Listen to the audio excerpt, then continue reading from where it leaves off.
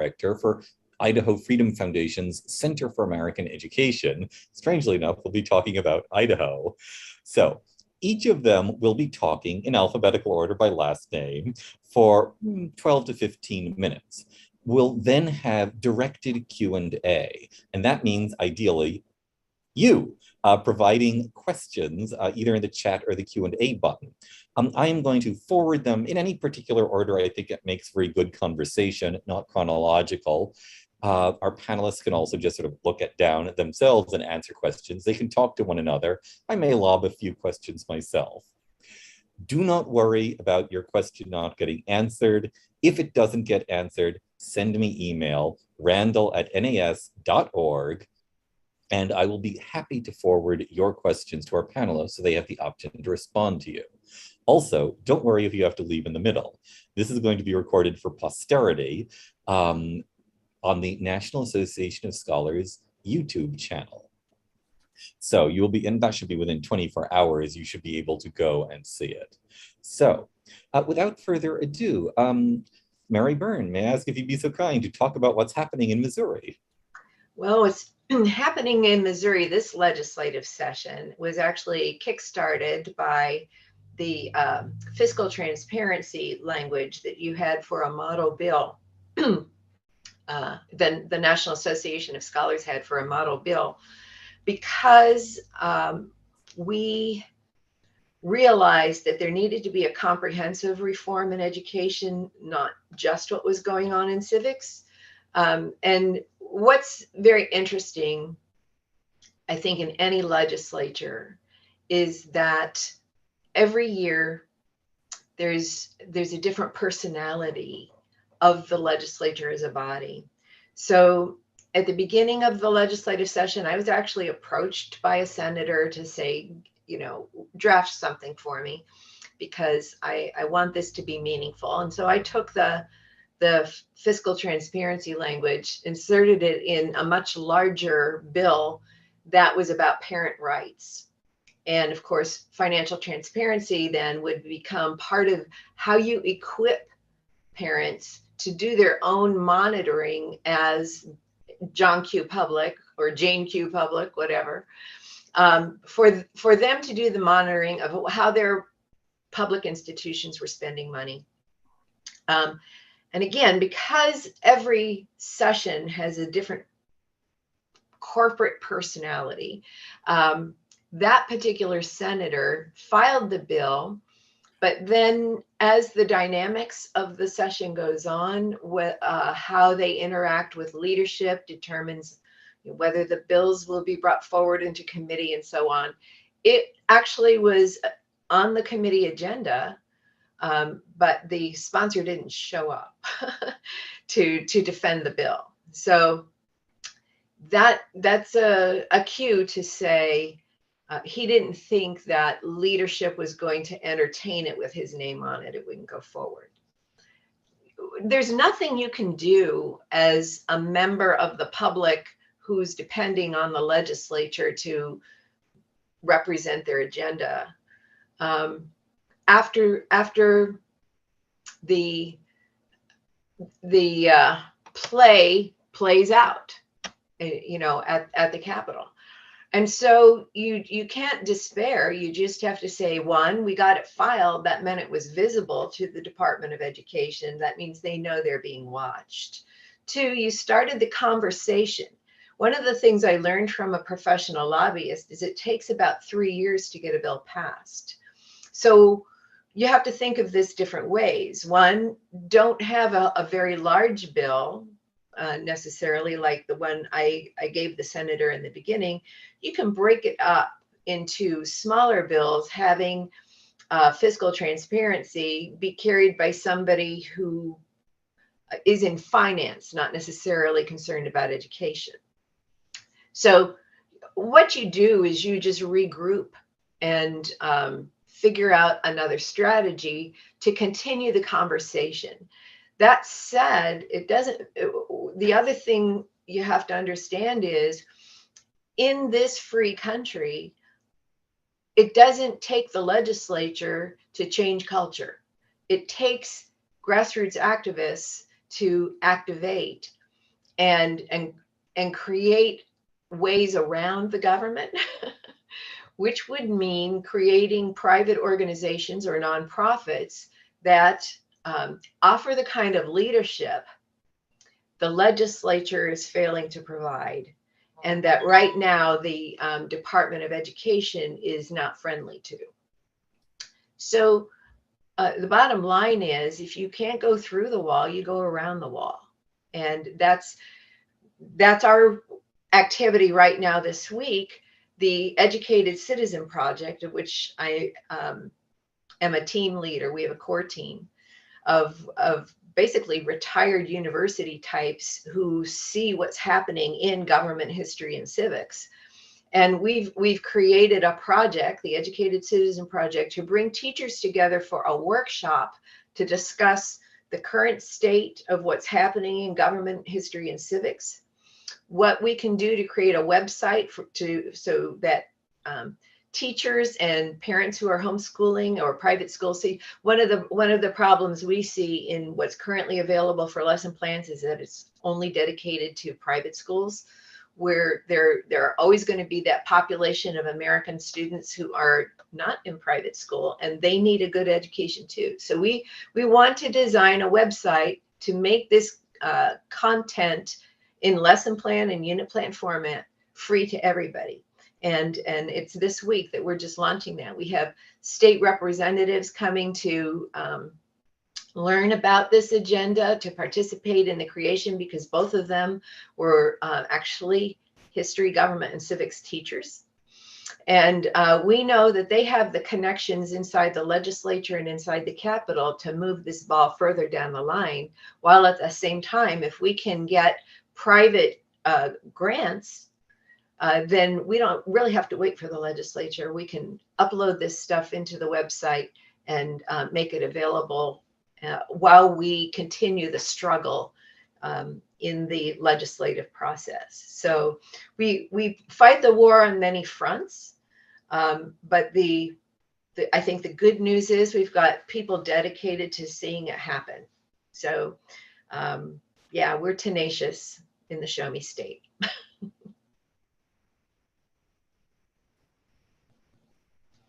Excuse me. Thank you. I said muted, and now I say it again, unmuted. I think you therefore finished your initial presentation. In which case, I will go on. Oh, okay. There were a set of questions. I hope I answered them. I'm just representing a small core team of people who are all working together, and I think that's what it takes. It's not a particular personality. It takes a network. And while we are the Educated Citizen Project, we network with other organizations, and we're particularly networking with school board members, because it's the school board members that are going to stand in the gap and put the pressure back on the State Department of Ed. Here in Missouri, we have what's called Missouri School Improvement Program Accreditation Standards. And when you look at them, you can see that the accreditation standards are the stick part of implementing the agenda from Washington, D.C. You got the carrot and the stick. The carrot is the grant money coming in.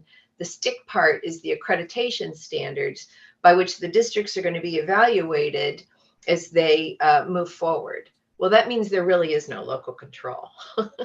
So the violation of local control comes through that grant money.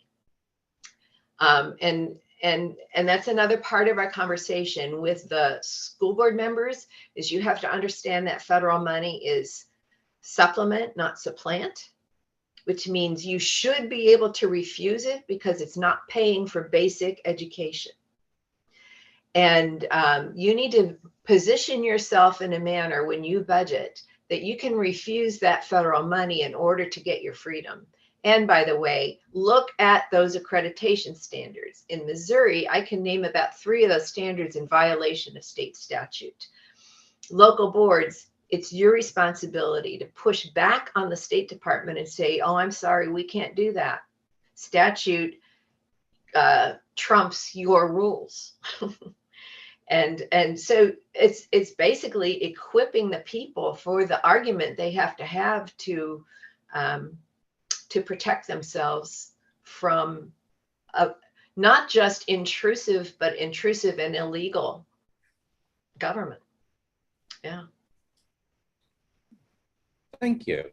Well, I think I will then thank you, and I will go on to Katherine Kersten on Minnesota. Yes, thanks for having me, David.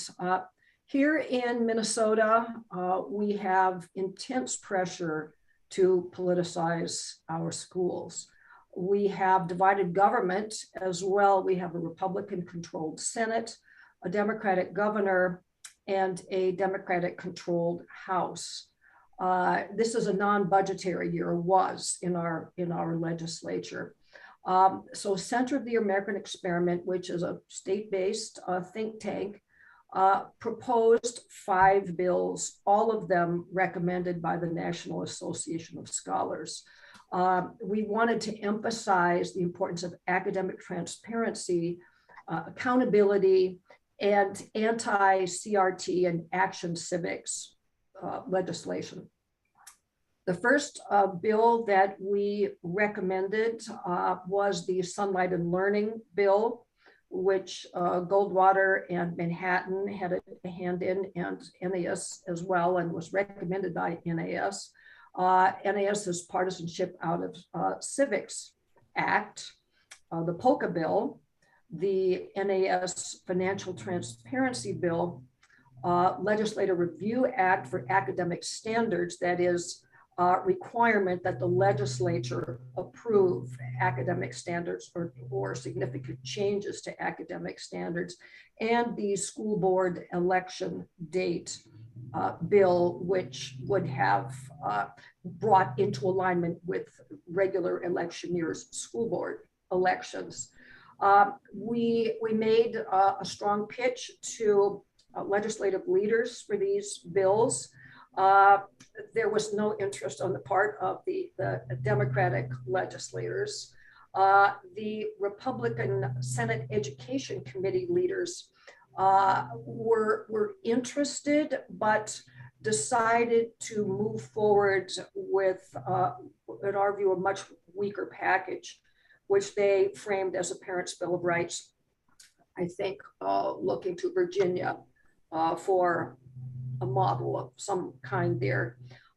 Their bill, or this package of bills, had 4 basic elements.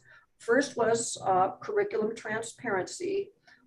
This bill required that every class syllabus be made available to parents online within the first 2 weeks of school, and then updated. The online update would be made available if there were significant changes.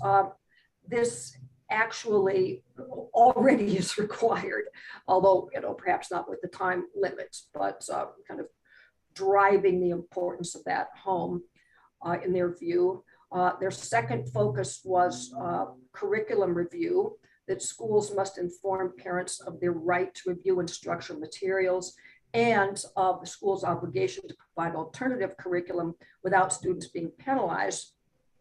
This is already in law, but we were told that many parents and even school leaders weren't aware of it.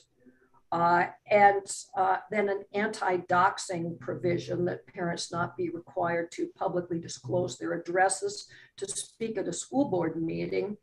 And finally, an emphasis on alternatives through support for education savings account. As I said, we regarded this as a weak package. The Republican Senate did pass this package of bills. The Democratic House did not even take it up, so far as I know. The Democrats had a blizzard of legislation, a lot of equity-related legislation. For example, requiring that every district have the goal of increasing by at least 2% minority teachers, American Indian teachers as a proportion of all teachers. Ethnic studies is of great interest to activists here and many Democratic legislators. Last year, the Minnesota legislature rejected ethnic studies legislation requiring courses, et cetera. This year, our governor proposed legislation that would mandate Liberated, that is truly radical, that dismantle and transform America's fundamental institutions. He proposed legislation that would mandate this kind of liberated ethnic studies across all academic subject areas and all grades, K through 12. What he proposed actually would have mandated this in home schools and private schools as well. And you may say, how could that be? Well, in Minnesota, parents are required to see that their students receive instruction in a certain list of subject matter. And you can do it as a parent. You can provide this through private school, through homeschool or public school. So if you add to that legislation ethnic studies, then you will in effect be mandating liberated ethnic studies as it was defined in that legislation in homeschools and private schools. There were also bills that would require the Minnesota Department of Education to establish an ethnic studies task force run by an activist group called the Minnesota Ethnic Studies Coalition, controlled by advocates of liberated ethnic studies. And this task force would have been charged with developing K-12 ethnic studies standards in a whole range of subject areas, which the Department of Education would be required by law to adopt. That is the Ethnic Studies Coalition's recommendations in that regard, at least according to one serious reading of the law. And required to do this through an expedited rulemaking process that would have allowed minimal public input. They also proposed a task force that would recommend ethnic studies resources for K-12 schools and advise on a review a model ethnic studies curriculum for the state. Now, by law, to my understanding, that there can't be model curricula in the state of Minnesota. Nevertheless, this was part of that legislation.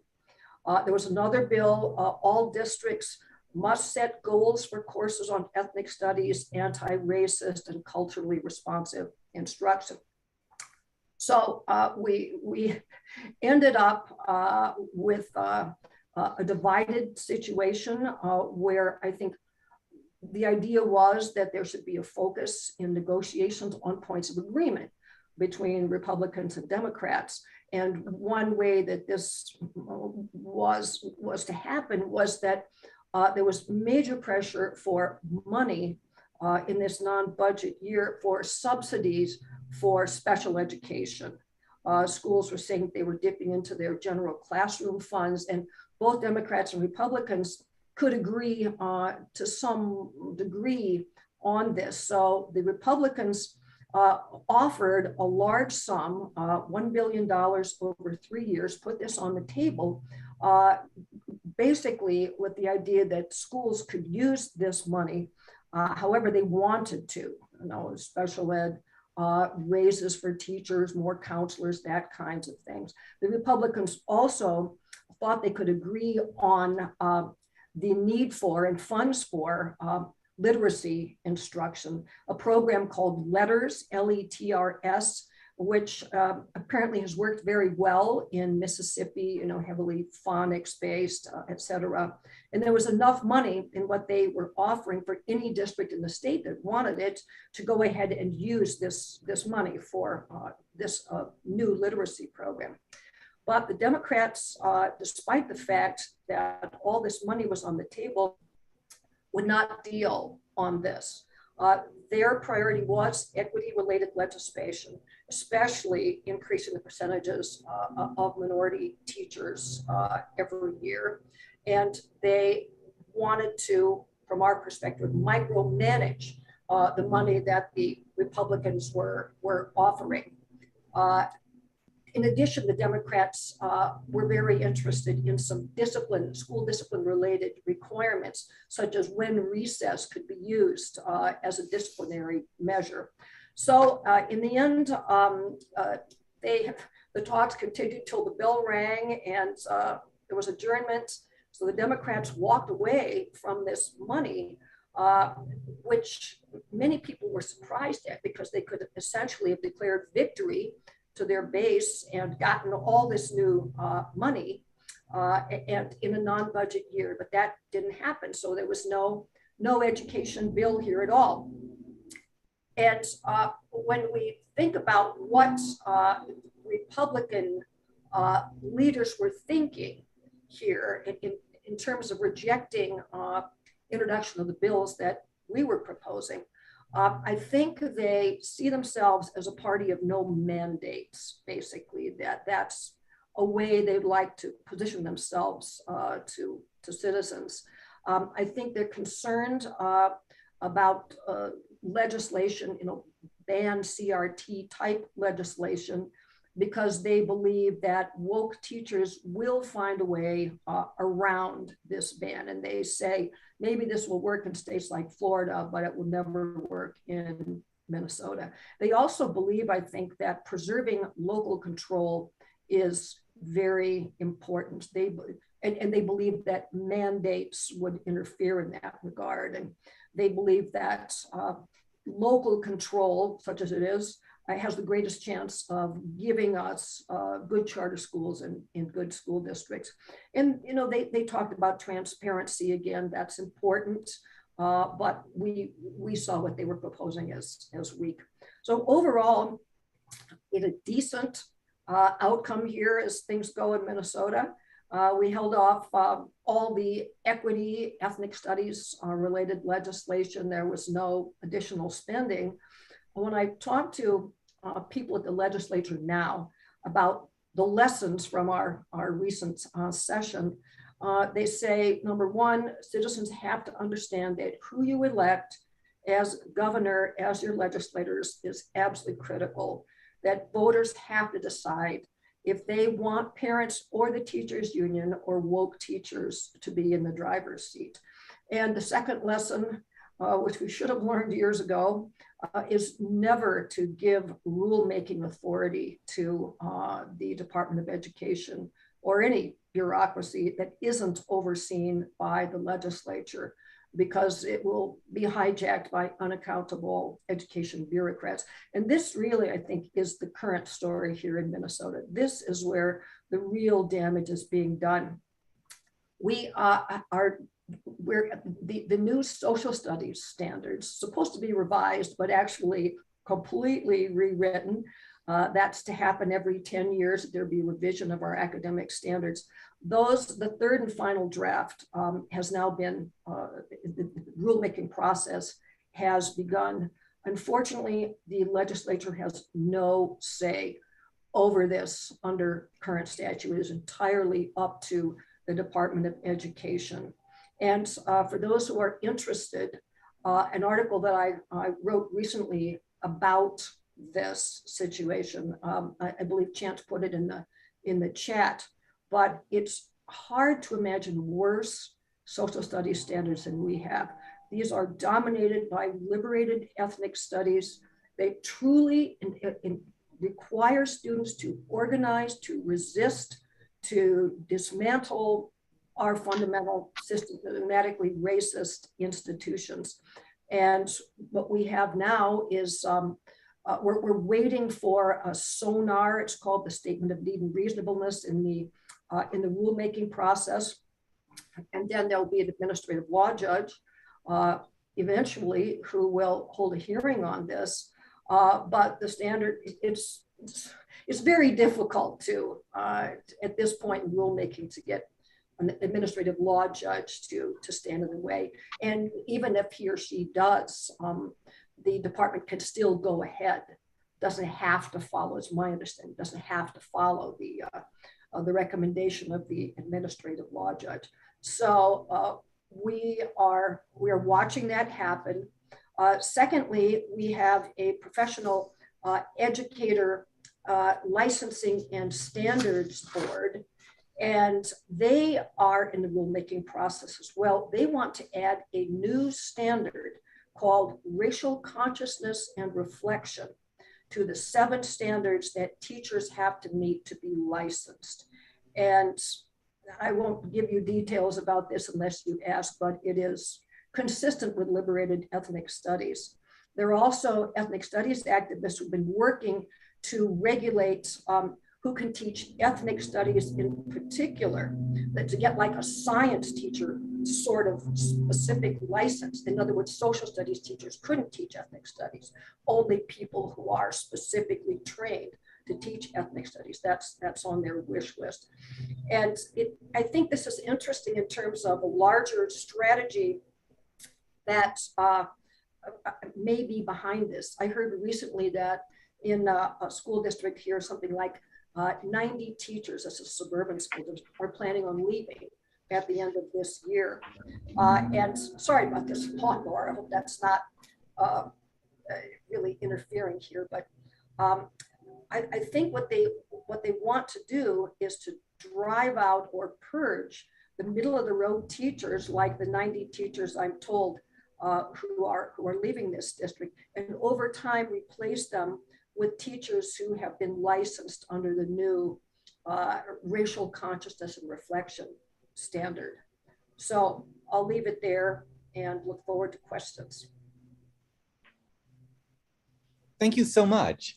And I will now go to our third speaker, Anna Miller from Idaho. Hi, everyone. So I'm going to shift the focus a little bit away from K-12 reform to higher education reform. So obviously reforming civics education requires that we also reform higher education. And we know that there's this trend across the country of universities becoming subverted to the goals of diversity, equity, and inclusion, or DEI. And here in Idaho, although we're a deep red state, we're not immune from these challenges at all. We are among the reddest of states, I would say. We have conservative supermajorities in both legislative chambers. We have a Republican governor. We have a Republican appointee to the State Board of Education.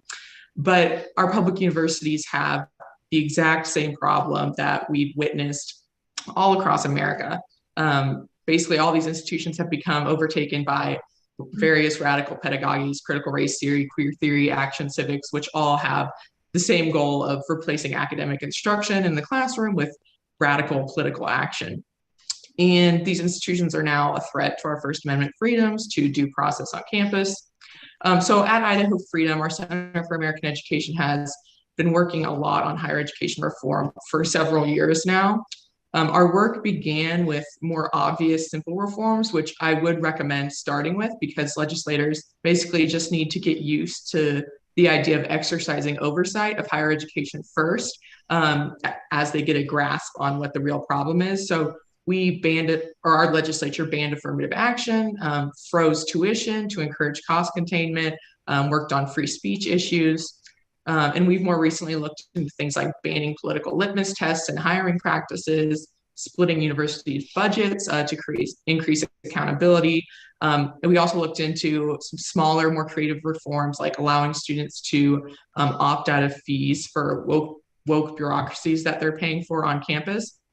And so over the years, we've obtained a pretty good idea of what can realistically be accomplished in a red state, what actually needs to be done, and what the education established will probably never allow to get done.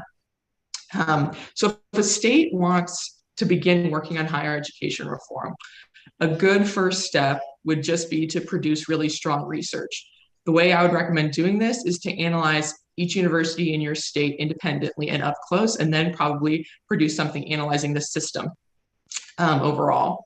So, for example, one project that we worked on here in Idaho was we produced 2 reports, one evaluating Boise State University and one evaluating the University of Idaho. And basically these reports were case studies to show how what we call critical social justice takes over a university at every level, from the curriculum to required courses, to policies, to various hiring practices, and even to the dorms where students are living, where they're sleeping. And, I've seen other state think tanks work some on higher education reform. They've worked on things like administrative bloat, the growth of, the huge amount of DEI officers at each university. But legislators, in order to really care about this issue, and the public as well, they don't just need to know about the administrative bloat, they really need to understand how critical social justice is systemically embedded into these universities at every single level, how it's affecting the daily life of students, how it's affecting the environment of professors on campus, what ideology is actually spreading into the community around the university. And so case studies are a great way to do this. So we've produced some here, we've produced some in Tennessee, also in North Carolina and Maine. I also know NAS has produced a bunch of these kinds of case studies on universities.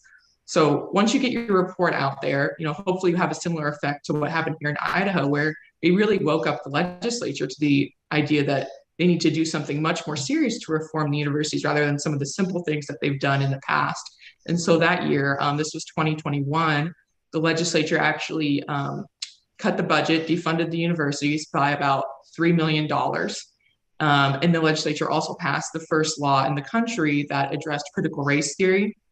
It basically prevented universities from compelling students to adopt certain divisive tenets or to use public money to do so.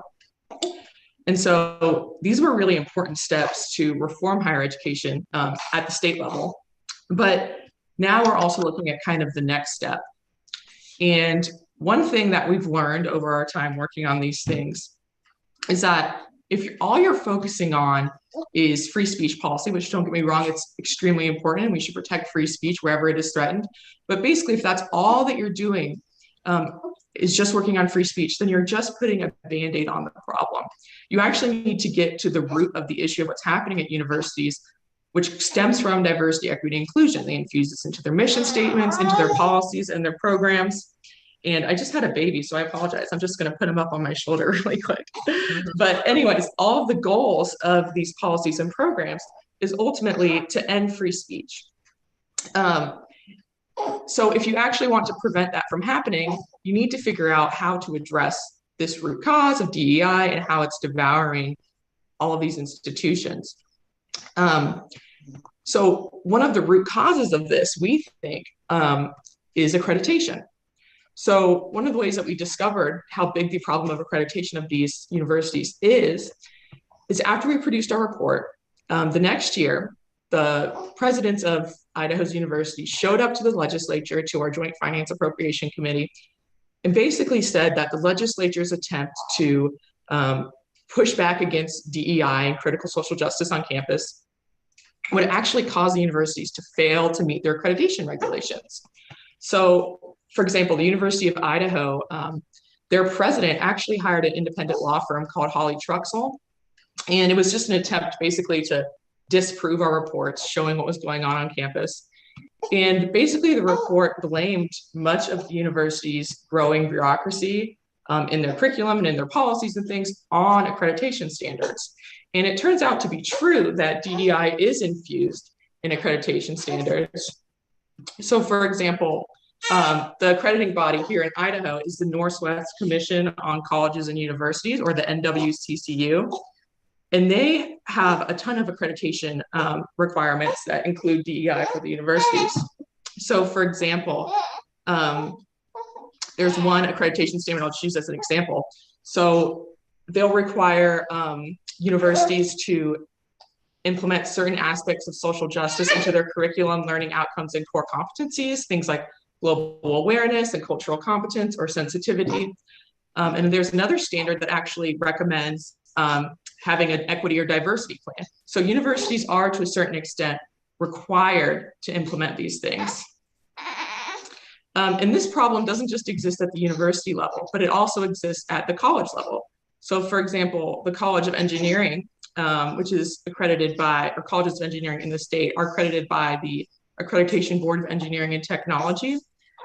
And they're actually considering requiring colleges to also adopt diversity and inclusion strategic plans. And the American Society for Engineering Education actually already requires these colleges to adopt DEI plans. So as you can see, this is a big problem. These types of standards are what lead to things like the University of Idaho hiring a director of diversity for their College of Engineering. So these reports that the University of Idaho produced with Holly Truxell, the law firm, were pretty successful in convincing the education establishment basically that they couldn't push back on diversity, equity, and inclusion that year because the universities might risk losing accreditation. So we realized that addressing the issue of accreditation was basically the next step that a red state should take to achieve higher education reform.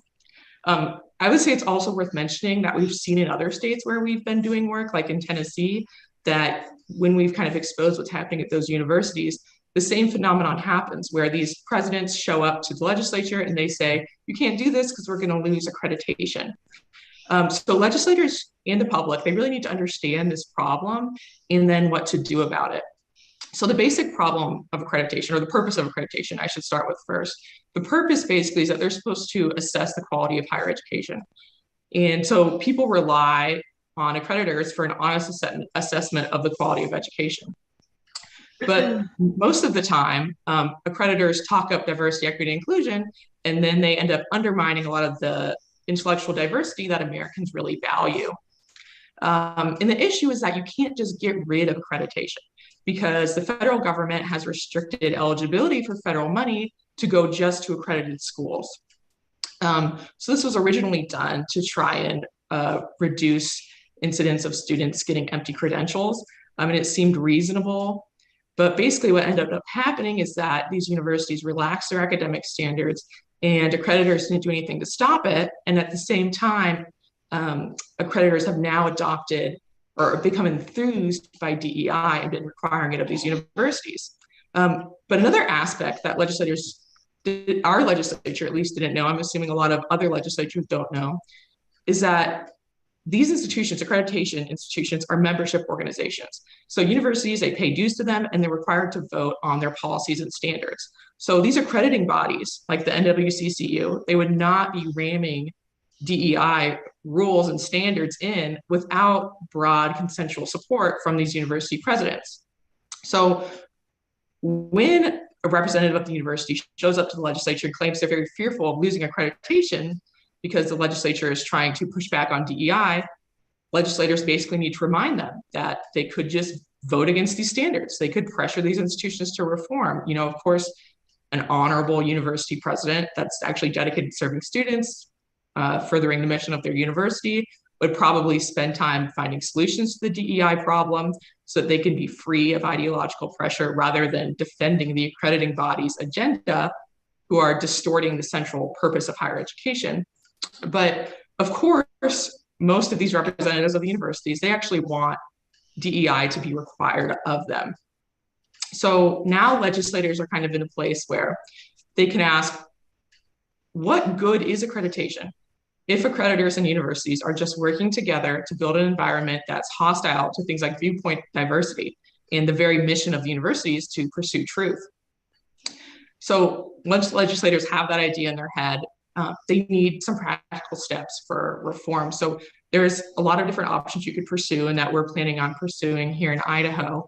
The most obvious reform, of course, is to basically sever the tie between federal money and accreditation, but that will probably not happen under the present administration. It might not happen ever. So a state level reform that is achievable, there's a couple. One would be to reassert state control over these accrediting institutions. However, that would require kind of regulating an out-of-state body, which could be very difficult. Another option would be founding your own accreditation institution.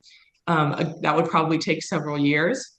A more simple option that we're probably going to pursue, and we hope other states pursue, is basically for states to take back their degree awarding authority. So most states have the right to grant to higher education institutions degree awarding authority. And this is like a really substantial power because without, of course, degree awarding authority, universities and colleges cannot exist. So state legislators right now have basically surrendered this work, or Idaho state legislature has at least, they've surrendered this work to the state boards and the Department of Education. And then these agencies have then surrendered this work to the accreditors. And so then in addition, higher education institutions are often also not subject to state oversight. So we basically need to reverse that instead of just relying on the universities and the accrediting institutions conspiring together to create these standards, and just take one small piece of that back to the state level, which is degree granting authority. And this would basically mean that when university representatives vote on various requirements of the accreditors, they have to uphold the rule of law. So they're going to vote in a way that is consistent with the Idaho Constitution. They're going to be required to do this, or else they're not going to be able to grant degrees. A final option that we have seen success with in the past, and that we think could potentially affect reforming accreditation in the future, would just be to restrict universities' budgets. You would need to do this on a consistent basis every year, and increasing amounts every year. Basically, the idea would be that you are creating pressure on these universities by cutting their budget every year, so that eventually they get to like a stalemate with the accreditation institutions, where they have to say, we can't continue to support this direction because we're going to not be able to continue to run because we're losing so much money. So those are some options, and I'm looking forward to answering questions. Thank you so much. So I encourage questions from everyone on all three, and we have the Q&A button and the chat button. I'm going to start with a question from Ms. Sandberg. Question for Anna regarding accreditation. I read about recent legislation in Florida that requires an institution's accreditation agency to be changed every 4 years or so. How does this help root out accreditation-based DEI requirements? Yeah, that's a great question. Yeah, so that's another option. What you could do, you could just ask or you require that your university switch accrediting institutions more often. Basically, this just creates more competition among the accrediting institution that they would choose, and that could potentially pressure accreditation institutions to have stronger standards. So yeah, that's basically my understanding of it, is that there would be more competition, more innovation in the accrediting standards. Yeah, I'm going to follow up on that, just to add, we actually thought about this a bit in NAS. In effect, if every accreditation agency is equally woke, it doesn't necessarily help that much. But yeah, look, it's a good start. It's worth passing. You ultimately probably it would be really helpful to have a new accrediting agency which is unwoke. But this is a major thing which needs doing. Well, yeah, pet ideas include, could maybe a consortium of states start their own accrediting agency, which could then get licensed by the federal government, or a private sector version. But just to say, it's an extremely large bureaucratic endeavor. It requires a lot of money, and it would require 10 years or more to do. So it's really worth doing, but it needs to be done in a very thoughtful and long-term manner. Anyway, that's where we're coming from in the NAS. Let's see. So I'm going to encourage other questions from people. I guess I'm going to talk about the interplay between public opinion and persuading legislators. I mean, this is obviously sort of crucial, but is there a particular sequence to what you do first? How do you sort of balance the persuading public opinion and getting policymakers to change their minds? How does that work together? Well, I can tell you what we did in Missouri, and that was, again, through the network. It wasn't particularly my organization, but I became the state speaker for Concerned Women for America that organized venues statewide intensively. I sometimes was doing 2 presentations a week throughout all of last summer. And it was because of the information given to the public that they weren't seeing in the media, the mainstream media. They knew something was wrong. They knew they weren't being told. They knew the schools had an agenda that they weren't sharing. And when they came to my presentations, which are 2 hours long, but the public stayed because they knew they wouldn't see this any other way. I had large audiences that toughed it out. It's not like they had a short attention span, because this was their opportunity to get confirmation for what they felt but didn't know. And so with that kind, from St. Louis to Joplin, from Kansas City down to Cape Girardeau, I covered all 4 corners of the state. It was because of that information during the summer. Missouri has a legislature that only meets from January to May. So it was starting in May and ending in December, right before the next legislative session started, the most recent one, that the public became very informed. And it was, you have to stir the grassroots so they stir their representatives. And it worked. And I had many state reps come to the presentations so they could at least be on par with what their constituents knew. But this is not the kind of stuff local TV wants to show, you know, but it was because there was already a network that already had the paradigm in place for informing the public of what the mainstream media wasn't telling them, that we were ready to hit the ground by January. Now, again, the large omnibus parents' rights bill didn't get through, but there's a lot of anger now because it didn't get through. And you can bet that what's going to happen between now and December is that there's going to be legislators preparing to pre-file bills to get something through in the next legislative session. And I said every legislature has a different corporate personality. The Senate pro tem, who was responsible for blocking a lot of these bills, has termed out. He won't be there in January. That's why you'd never give up. You have to be as tenacious as the opposition and wait for the next change in personality and go from there. Thank you. Katherine? I can speak to what we have done at Center for the American Experiment with regard to the social studies standards. Most recently, when we learned that these standards would be revised, and they went through 3 drafts, we began a project we called Raise Our Standards. And we had a website, we used social media, and we informed parents on this website of changes that had been made through each draft. We generated comments. There was a way to send a comment through this process, and we generated apparently 80% of all the comments that the Department of Education received on these standards. And we've been told by insiders that they were not pleased.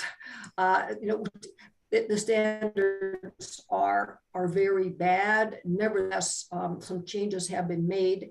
And I think we have created a model that we can use effectively going forward. We added to that project a 17-city tour across the state of Minnesota. Actually, we had 2 tours where we went to towns all across the state, and we presented on these. We got some good local media, and had we not done what we did, I think essentially nobody in the state of Minnesota would even know about our social studies standards and its revision process. And we did the same in terms of comments to the administrative law judge as that comment period opened and closed. So I think it can be quite effective, really raise the profile of the issue, and certainly light a fire under many parents. Thank you. And Anna? Yeah, so public opinion is absolutely vital in getting a state legislature to act, or any state level public official to act.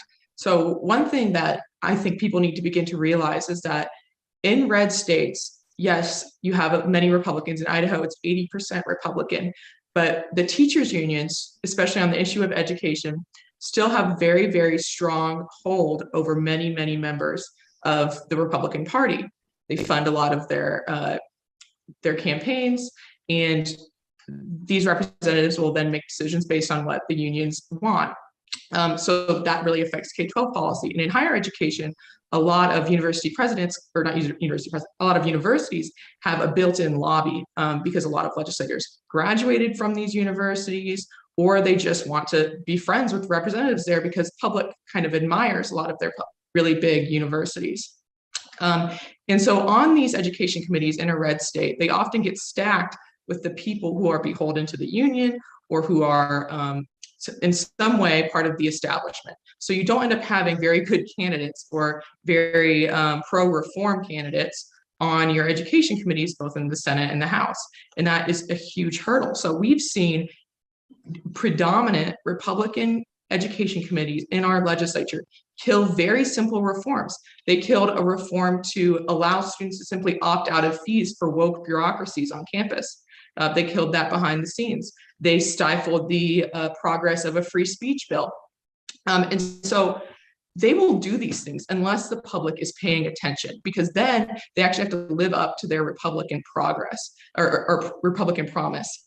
And so if you can wake up the public through some type of research that you're producing and have a successful messaging campaign, so they're finally paying attention to, wow, where does woke ideology come from? Oh, it comes from university campuses. That's why it's seeping out into our town. That's why we're increasingly becoming blue. They begin to care. They begin to pressure their lawmakers. And that is how we've created change here in Idaho.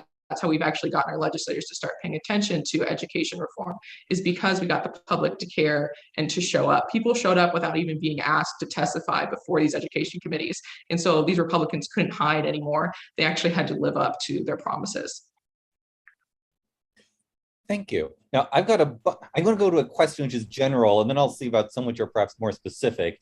From Daniel Wolk, how much or how little transparency is there at the level of decision-making by state boards of education and by accreditation boards? How much decision-making is there behind closed doors or off the record? Well, I can tell you in Missouri, our state board meets the day before the public meeting and has a behind-the-door meeting. The public meeting is basically kabuki theater. And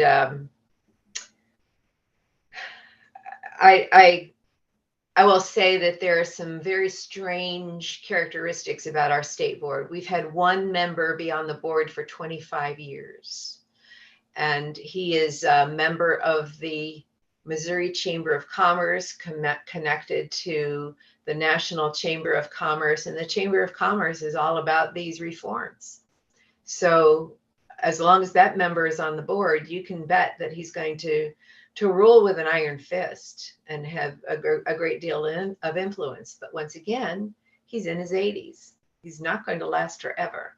And as you wait for the next governor, will probably appoint the person to that position, it becomes about elections. Are you going to appoint a governor who's willing to make good on the promises he makes with his people or her people? But I can tell you the candidates who are already rattling the saber about running for governor are male here in this state. So it's a huge network you have to create of people who are, maybe they're active in certain party groups like Republican women's groups or other groups. Campaign for Liberty is more libertarian, and they'll try to get their voting bloc out. But both of those groups are against these leftist neo-Marxist reforms that are, again, being promulgated. I'll tell you a story. I'll tell you what I found out when I wrote a report for our local school board members. And that is, if you know the personality, Linda Darling Hammonds, you know she's been around for decades. You know that when she had her model wish list fulfilled in a program in California that she established with Bill Gates money, she implemented the program that she believed was the model program for student activism, creating what they're trying to do on a large scale here now.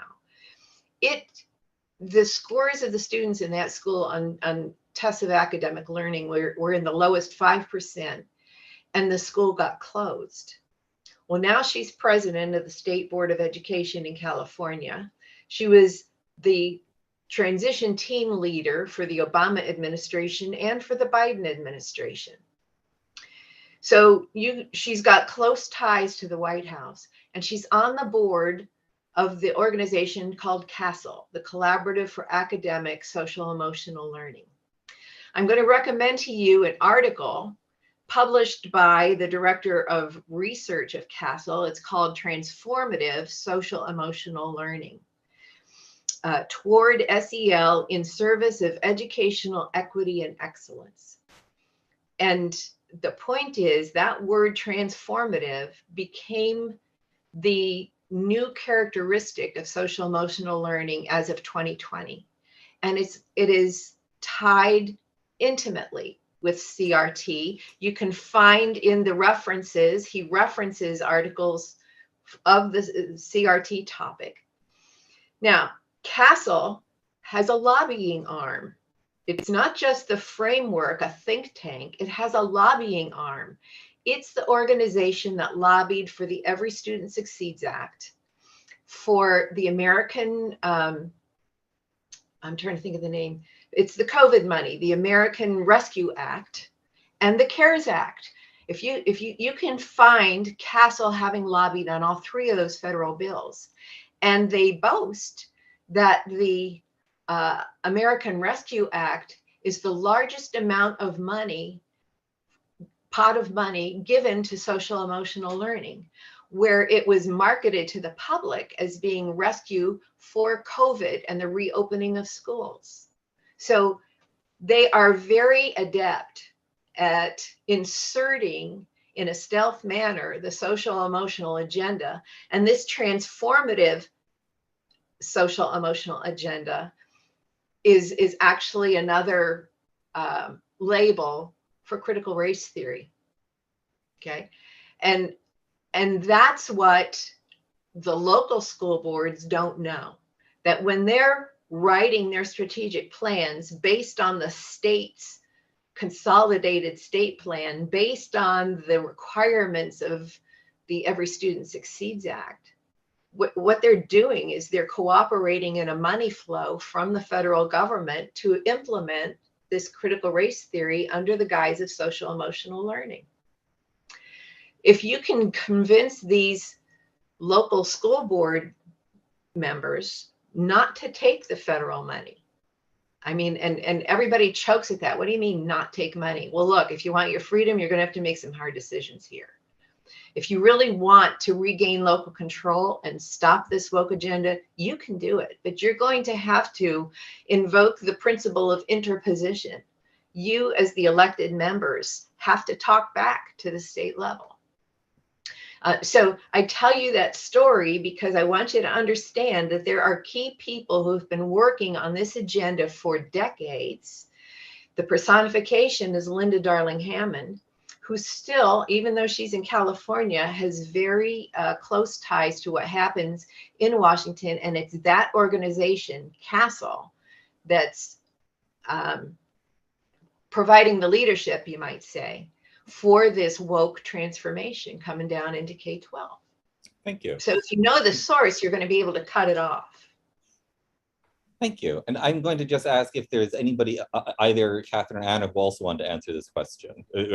How much transparency is there, state boards of education and accreditation boards? Well, we do not have a state board of education here in Minnesota. We had one, but about 20 years ago, our center played a major role in getting rid of it because of the kinds of issues that we're discussing here a la 20 years ago. But there is very, very little transparency without a state board of education when it comes to our Minnesota Department of Education. And I think a good example there is the work I've done to dig into the question of who actually wrote the truly radical standards that we are now expecting to likely to pass. As I did research, I discovered that this Minnesota Ethnic Studies Coalition is an advocacy group made up of about 15 organizations. And it was created in 2019. Who created it? Well, I discovered that it was created by an organization called Education for Liberation Minnesota. These are people who want to abolish all police. They want to abolish all prisons. They want to abolish all border controls. And that's just one part of their agenda.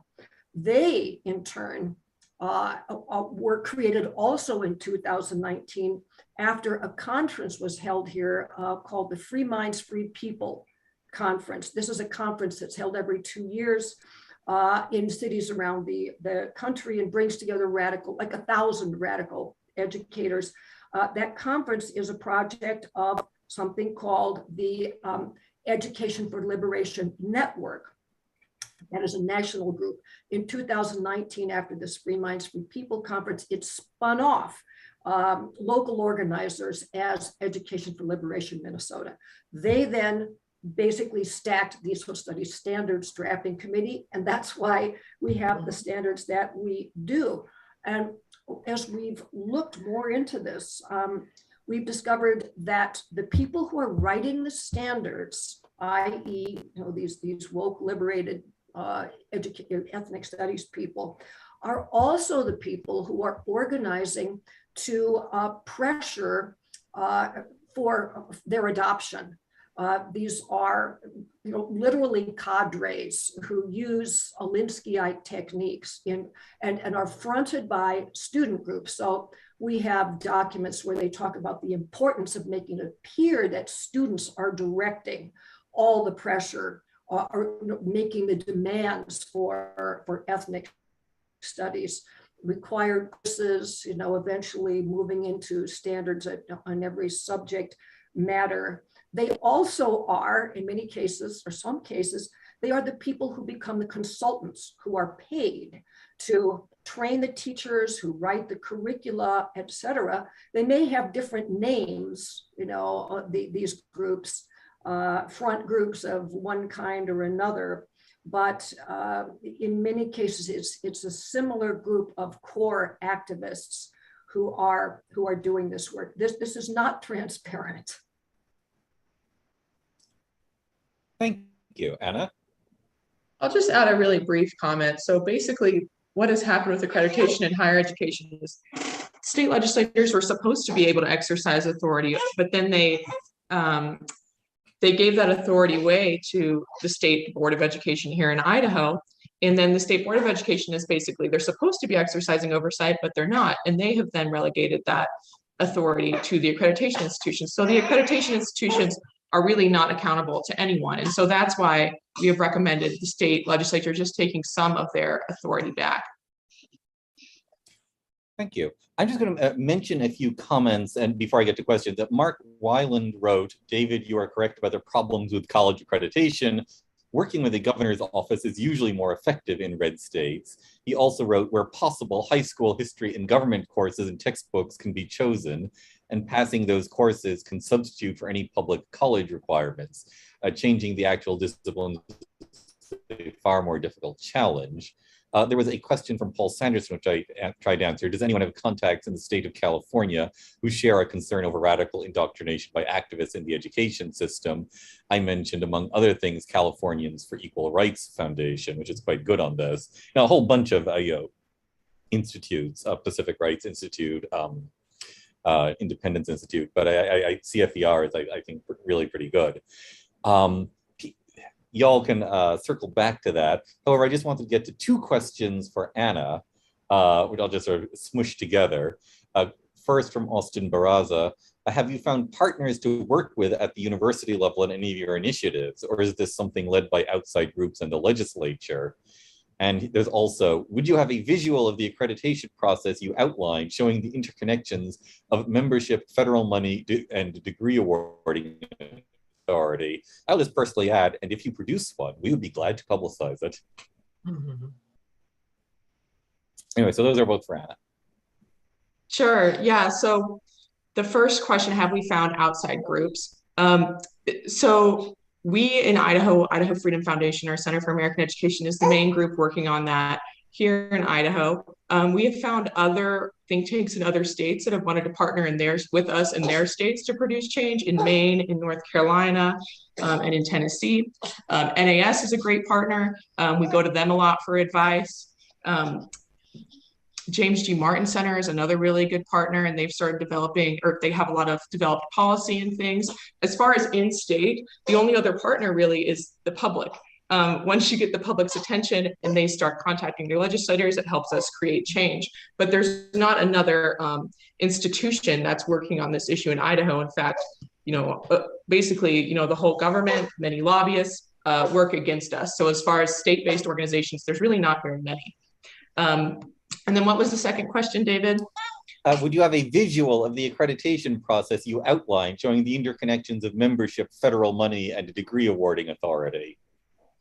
We don't have an actual graphic or anything of that, but basically the intersection is accreditation. You have, in order for a university to receive federal money, they have to be accredited. And that it's really as simple as that. So the graphic wouldn't be too hard to make, and I would be happy to help develop something like that. Lovely. And as I say, if you do, we would be glad to provide publicity. And frankly, everybody, you should just tweet it out and have everybody in the nation then copy it. I'm going to go to a question from Daniel Wolk for Katherine Kersten. Can you elaborate a bit what is meant by liberated ethnic studies, and can you cite any key texts? Yes, there is, well, if you want to get a sense for who these people are, look at their website. There's also a new liberated ethnic studies model curriculum in California in response to the passage of a law making ethnic studies a high school graduation requirement. Basically, it is an ideology that springs from the thought of Paulo Freire, Pedagogy of the Oppressed, and Antonio Gramsci. And the terminology liberated and the way that they use that and other words is reflected in the texts of Freire, who believed he was the 60s, wrote in the 60s, a big one in 1968. He was a Brazilian Marxist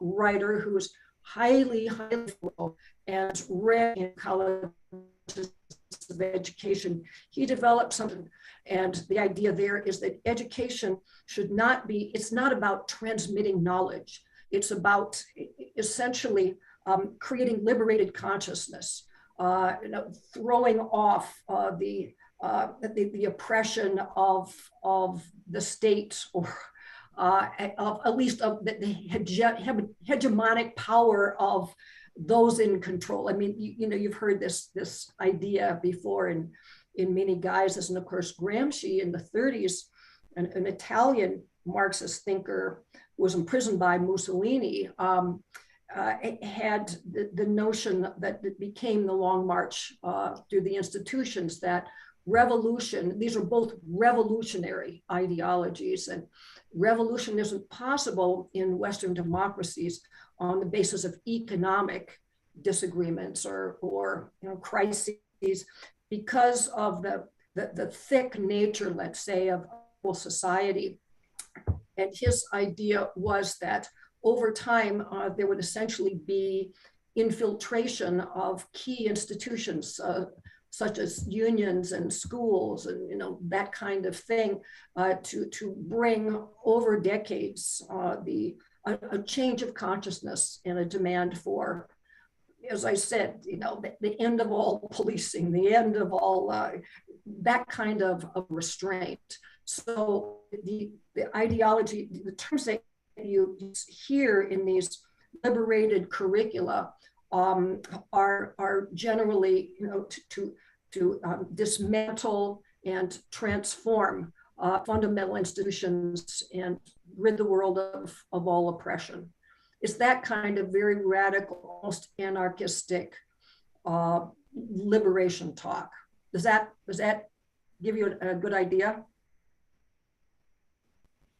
Well, it gives me just you, David. You're the. It gives me a good idea, and I hope it gives Daniel Volk a good idea too. Yeah. He can add another comment if he is unsatisfied with that answer. A $64,000 question from Joan M. Where are these groups getting their funding? What I find is a commonality. I look at CASEL, and I looked at, because CASEL's the think tank, but it has a program guide and an assessment guide for its preferred vendors for product aligned to their CASEL framework. Okay. And you can look at CASEL and Panorama is, I mentioned that because that was the notorious SEL assessment survey that was established by Merrick Garland's son-in-law. Okay, so I'll take that as an example. But the funders were common between the two of them in that it's the Chan Zuckerberg Initiative, the Bill and Melinda Gates Foundation. There's other very leftist foundations that call themselves philanthropies that have invested, but in Panorama in particular, there are private investment companies, venture capital companies, many of them from China. So the same funding sources for Common Core are involved in this SEL initiative. And like I said, that CASEL funding helps them to lobby to get certain legislation with the SEL agenda passed at the federal level. So our tax dollars are tied to promoting this. I call it the 9/11 strategy, where you use your internal assets to bring down the institutions. And I can speak to that just a bit here in Minnesota. I think nationally, Luke Rosiak has a book out called Race to the Bottom that came out, I don't know, 6 months ago. And I think it focuses to a good extent on the role that foundations play in funding radical initiatives. Here in Minnesota, we have something called, don't they all sound alike, the Minnesota Education Equity Partnership. Until recently, its research director was the guy who is now the head of or a leader of the Minnesota Liberated Education for Liberation Minnesota, which is where all this comes from. As part of this MNEE group, there's Carlos Mariani, who is a longtime Democratic legislator in the state, who is not going to be running again in the next election. And there's speculation that a major reason may be that there's lots of money to be made in consulting and training and that kind of thing as these kinds of initiatives become required. So who is funding the Minnesota Educational Equity Project? If you were from Minnesota, you would recognize all these names. 3M, everybody recognize that? The 3M Corporation Foundation, McKnight, that's also related to 3M, I believe. Blandon, Bush, Bremer, the Minneapolis Foundation, the Greater Twin Cities United Way, all those and more significant foundations are funding the work of the guy who now is leading the Minnesota Education for Liberation organization. And Anna, do you have anything to add to that, or? You guys did a pretty thorough job, but I would just point out that there are federal funds as well that can be used for various interest groups that provide services to K-12. So, for example, branches of the National Association for the Education of Young Children, they have branches in every state. There are huge grants that have gone out from the federal government to those organizations to set up universal preschool systems in states, or to help run them and provide resources to them. So in Idaho, there was a $6 million federal grant that was supposed to go to the Idaho Association for the Education of Young Children. They're, very woke organization, both the local branch and the national group. There's also funds from ESSA and ARPA, Every Student Succeeds Act and American Rescue Plan. Those funds can be used to purchase various materials from interest groups that are working with schools. For example, they could purchase materials from Newsella, which is a group that has is pushing some really radical pedagogy. So federal funds do play a role in this as well. I'll just make a general comment on this, which is that the radical capture of the foundations and their personnel is obviously deeply important, well, not just for higher education, but for everything. At some point, there are obviously some foundations which were more radical than others. I said the Spencer Foundation had a particularly large effect. But at this point, the personnel has just been captured across the board, and it's distorting policy, not just in higher education, but everywhere. And this is one of the most pernicious effects of this whole woke revolution, that it's captured the commanding heights of private sector philanthropy, which is, a larger issue even than, as I say, what we've got here. But you've got to consider that there's huge foundations, middle foundations, small foundations, and a remarkable number of them are all pushing in the same direction, one way or the other. And one really needs to have a full report on as much as you can, but it's going to be a big entangled picture. Having said all that, Ms. Sandberg has a question for Mary. CARES, ARPA, and CRSSA. Enormous amounts of money have been awarded to K-12 as well as higher ed under these programs. Do we have any clear idea as to how much of this money nationally has been co-opted into CRT and SEL initiatives, including teacher training? I work in higher ed, and it seems to me that an equivalence is being drawn between CRT/culturally relevant pedagogy and addressing pandemic-related academic issues. Yeah, there absolutely is. I don't know how you would find it in higher ed, but that the money, the CARES and the ARPA money,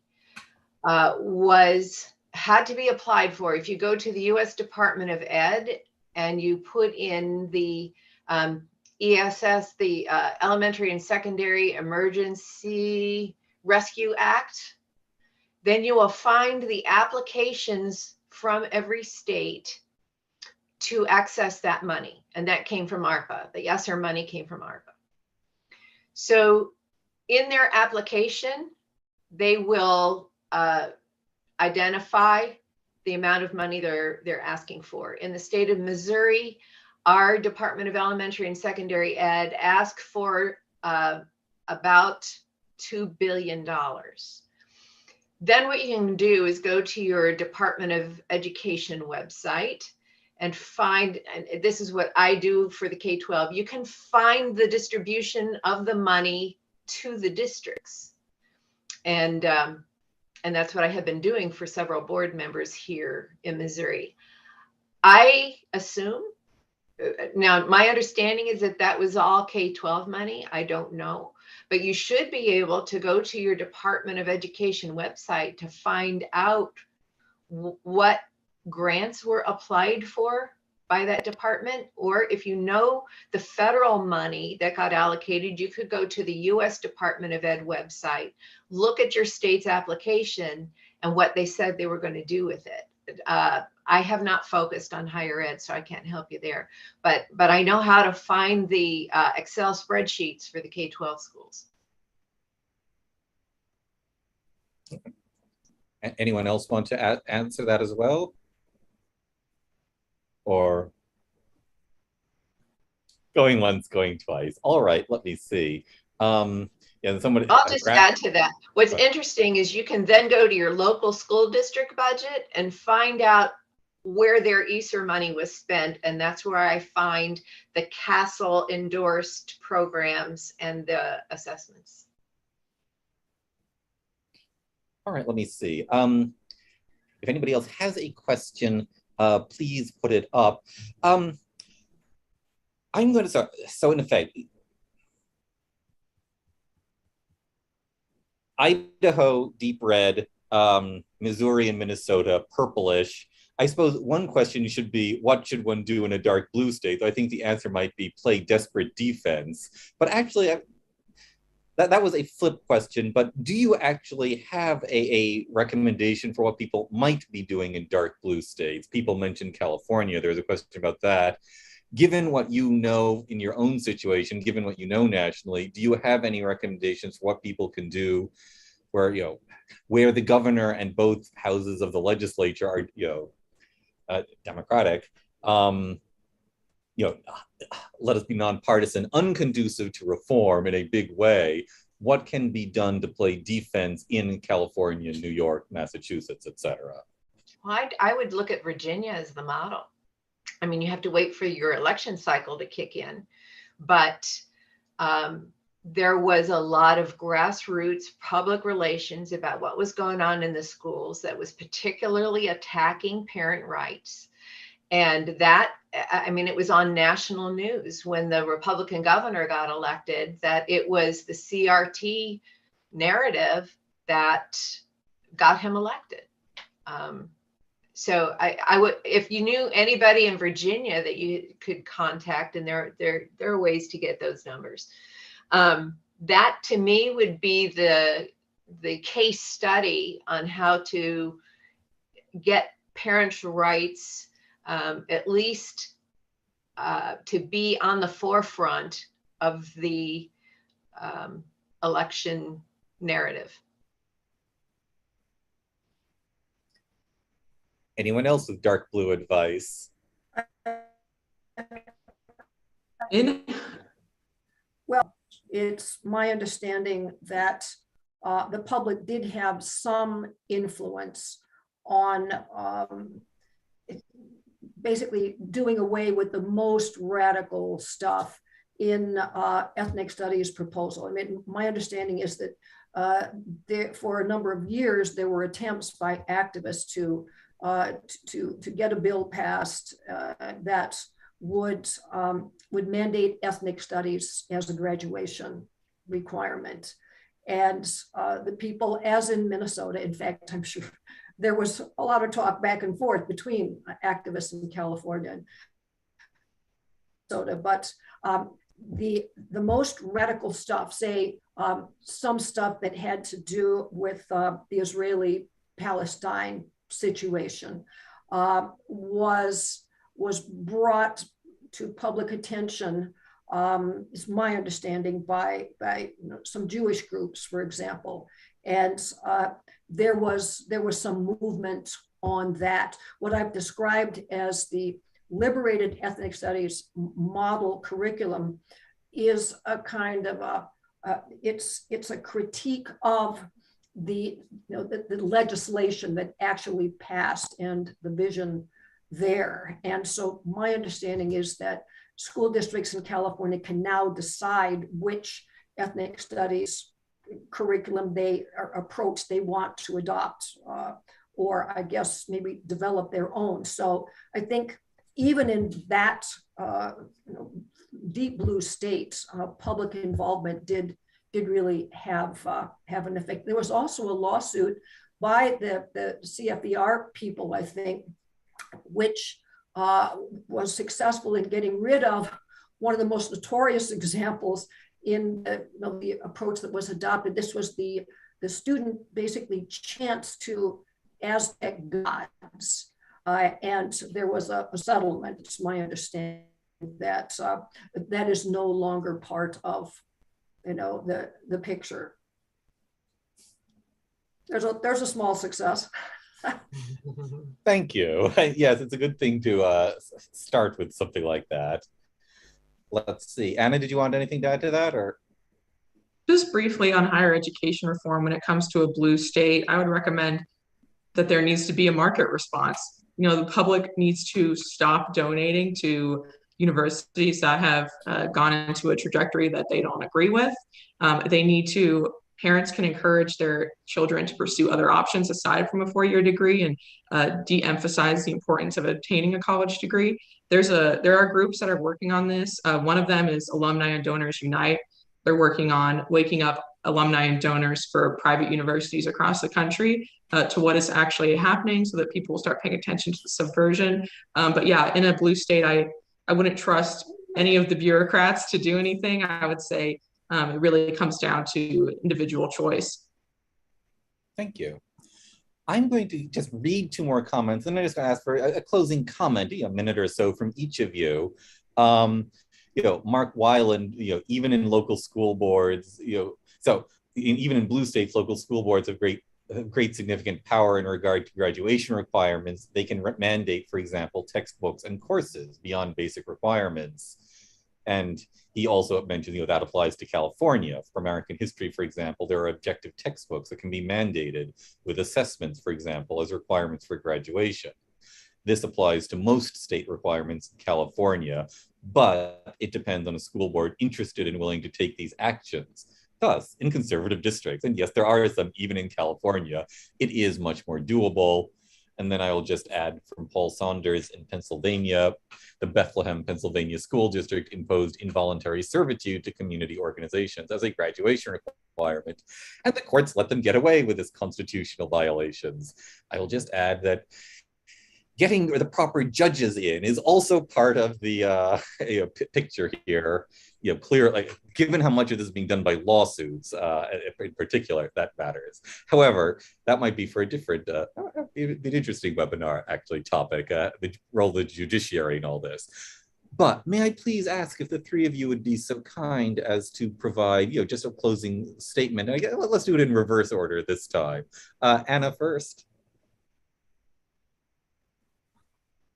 Yeah, thank you. I would say if your state wants to work on higher education reform, again, I can't recommend enough the model of doing an up-close evaluation of your universities one by one, doing case studies. Kind of the next level of this would be evaluating various departments and explaining just on the department level what has happened. And again, the public paying attention is really the most important piece. If you can, a think tank in your state or another researcher can produce a report like this and explain to the public what's actually happening, that's really what's going to create change, especially in a red state, if you just don't let your officials hide. So thank you for your time. And if anyone ever has any questions, I'd be happy to answer them by email. My email is anna@idahofreedom.org. Thank you. Thank you so much. Katherine. Well, I guess I would echo what Anna just said. Even in a truly blue state like Minnesota, the importance of informing the public just can't be overestimated. I think the issue of these social studies standards and how they could literally re-educate the next generation of Minnesotans is now really out there. We're hoping to see it be an election issue in the governor's race, in school board races, in state house and Senate races. And the small group of people, we at Center for the American Experiment have been able to create the Raise Our Standards project. We've had webinars, as I said, tours. There are thousands and thousands of parents who are going to be acting on this in coming elections, I think, because of the efforts that we've made. Thank you so much. And Mary. Well, I'm going to take a different tack and close by saying there's something Katherine said that lit an idea in my head, and she was talking about legislature and the writing of bills. And what occurred to me is that because good history, government, and civics instruction has been a problem on an ongoing basis over time, what we have are legislators writing bad bills, putting the Department of Education as the enforcer of legislation they want to pass, because they don't understand the separation of powers. They think that because the content of the bill has to do with education, the enforcer should be the Department of Education. And I have to go in there and tell them, no, no, no, this is a bill. Once it becomes a law, it becomes the jurisdiction of the judicial branch to enforce that law, or to at least investigate whether it's been violated, not the Department of Education. That's under the executive branch. And because our legislators are so poorly educated in the construction of the Constitution, whether it's at the state or the federal level, because the states mirror the federal, they don't understand separation of powers, and they make laws the way they think is logical, when actually the way the division of powers happens, it's for the checks and balances. And no, you're supposed to have peer review. Disinterested peer review. And you can't say that when you make the Department of Ed the enforcer of your education policies. So I would just say that there is a huge need, even for adults, to get good civics education, and we need to start with our legislators. Thank you. Oh my. So look, thank you so much. Any legislators in the audience, you personally are wonderful. But look, thank you all. Present company accepted. Thank you all. Thank you all so much. It's been wonderful. To our audience, thank you very much. I'll just say one more time, you can send further questions that didn't get answered, to me, randall@nas.org. Be glad to pass them along.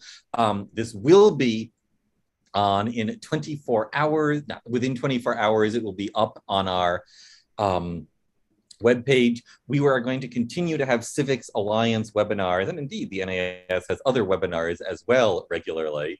But you know, we are continuing in the Civics Alliance to try to get good webinars on the nuts and bolts of education reform, you know, different ways of doing it. We've done, you know, one on transparency bills. We are doing this on, you know, state by state focus. If you have ideas, send them in to me. I'd be glad to have more ideas and what will be webinars people are interested in. Thank you all, everyone, so very much.